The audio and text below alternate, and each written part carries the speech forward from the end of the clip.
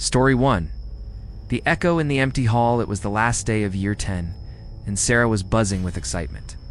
Her friends had already bolted out the doors, but Sarah had forgotten her art portfolio in the classroom. School was usually a chaotic symphony of shouting and laughter, but now a profound silence had fallen. The only sound was the distant hum of the fluorescent lights. A soft, wet thump from under the teacher's desk. Sarah froze. Her heart hammered against her ribs. She could see nothing. She told herself it was her imagination, the old building settling. She walked down the main corridor, her footsteps echoing unnervingly loud. Looks like someone tried to leave a message. As she approached her art room, she heard it. A faint, rhythmic scratching sound coming from inside. Creepy. The locker room behind him, still visible in the glass, appeared to darken, the shadows deepening unnaturally. He saw his own reflection, but something was wrong. His eyes in the mirror were wide with terror, and his mouth was open in a silent scream. It looked like a really old print. The room was empty. Sunlight streamed through the tall windows, illuminating dust motes dancing in the air. The scratching had stopped. It wasn't a reflection of anything in the room. It was in the mirror, especially not in an empty room. They were goofing off, spraying each other with water, reveling in the freedom of summer. His friends, startled, looked at him, then at the mirror. It was just a dirty mirror again, reflecting the empty lockers and the afternoon light. The coach had already left, shouting a final warning to lock up, slithered into the silence. "You forgot something, ...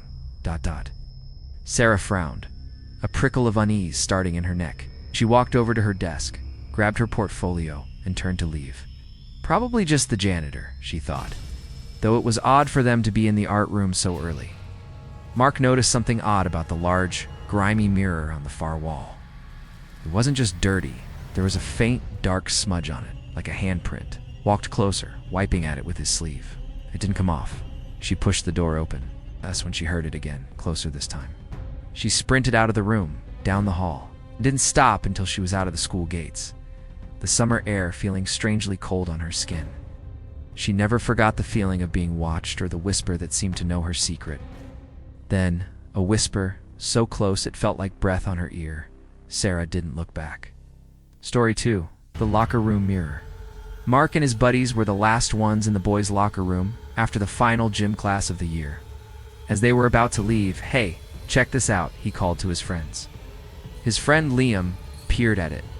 As Mark leaned in closer, the reflection in the mirror seemed to ripple. Before he could react, a gaunt, pale face materialized behind his reflection in the mirror, its eyes black pits, its mouth a gaping maw. Mark stumbled back with a yell, falling over a bench. "What's wrong with you, man?" Liam asked, laughing nervously. Mark could only point, his hand trembling. Never told them what he saw, but he never looked in a mirror the same way again. Story 3. The janitor's warning for years. Old Mr. Henderson had been the custodian at Northwood High. He was a quiet man, always sweeping and mopping, a fixture in the background. Sarah, who was helping her teacher pack up, noticed Mr. Henderson standing by the main entrance, his usually stoic face etched with a strange mix of fear and urgency. He was staring at the clock above the doors, his eyes wide. On the last day of school, as students rushed out, he was always the one left behind, preparing the building for its summer slumber. When the last bell rings on the last day, the old ones wake up. They don't like being alone. They don't like the silence. He gestured vaguely towards the empty classrooms. They come out to play. This year, however, something was different. She thought he was just being eccentric, as usual, strange, muddy footprints leading from the classrooms to the main hall. And Mr. Henderson was gone, vanished without a trace. She finished helping her teacher and left, waving goodbye to Mr. Henderson, who was still standing by the clock, watching the seconds tick by. "The bell," he mumbled. "It's not just for them. It's for us, too." "Everything all right, Mr. Henderson?" Sarah asked, concerned. He turned slowly, his gaze distant. Sarah didn't understand. "What do you mean?" He looked directly at her, his voice dropping to a low, gravelly whisper. A shiver ran down Sarah's spine. They come out to play. And she wondered if on that last day of school, Mr. Henderson had been forced to join their game. The next morning, the local news reported a strange incident at Northwood High. The school had been found in disarray.